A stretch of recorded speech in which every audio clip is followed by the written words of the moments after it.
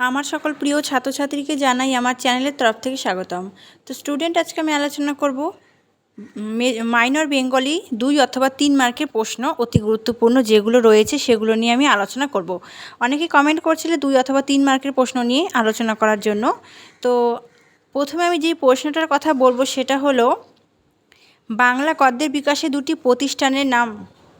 সে দুটো কিন্তু আমি আলোচনা করেছি অলরেডি। একটি হলো শ্রীরামপুর মিশন, অপরটি হলো ফোর্ট উইলিয়াম কলেজ। পরবর্তী প্রশ্ন, ফোর্ট উইলিয়াম কলেজ কবে গড়ে ওঠে? লিখে নাও, ফোর্ট উইলিয়াম কলেজ কবে গড়ে ওঠে? কলেজের প্রথম অধ্যক্ষ কে ছিলেন? প্রথম অধ্যক্ষ কে ছিলেন? নেক্সট প্রশ্ন দেখো, ফোর্ট উইলিয়াম কলেজ কেন স্থাপিত হয়েছিল? এই প্রশ্নটা খুব ইম্পর্টেন্ট। শ্রীরামপুর মিশনের গুরুত্ব আলোচনা করো, এটা খুব ইম্পর্টেন্ট। উইলিয়াম ক্যারির দুটি গ্রন্থের নাম উল্লেখ করো।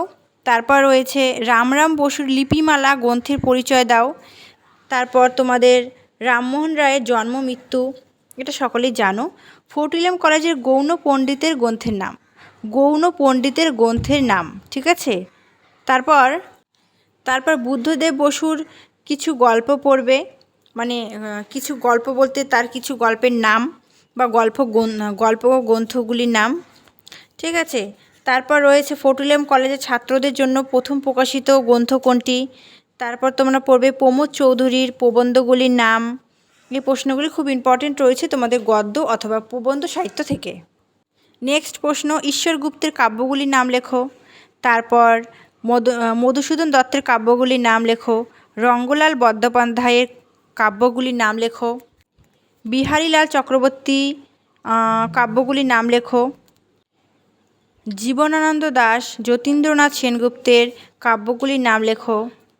বাংলা সাহিত্যের আদি পর্বের নাটকগুলির পরিচয় দাও।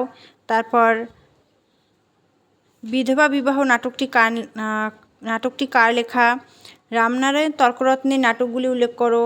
মধুসূদন দত্তের নাটকগুলি উল্লেখ করো। বঙ্কিমচন্দ্র চট্টোপাধ্যায়ের উপন্যাসগুলির নাম লেখো। রবীন্দ্রনাথের উপন্যাসগুলির নাম লেখো। শরৎচন্দ্রের উপন্যাসের নাম লেখো এবং বিভূতিভূষণ বন্দ্যোপাধ্যায়ের উপন্যাসগুলির নাম লেখো।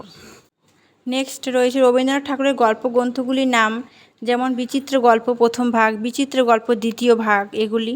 তারপর রবীন্দ্রনাথ ঠাকুরের প্রথম গল্প কোনটি? ভিখারিণী। নেক্সট, রবীন্দ্রনাথ ঠাকুর কোন কাব্যের কোন কবিতায় ছোট গল্পের সংজ্ঞা দিয়েছেন? সোনাতরী কাব্যের বর্ষাযাপন কবিতায়।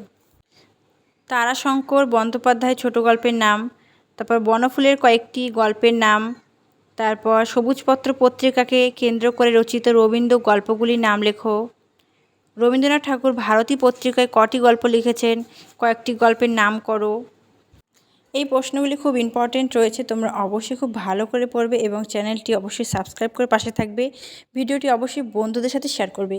Thanks for watching after all. Thank you সকলকে।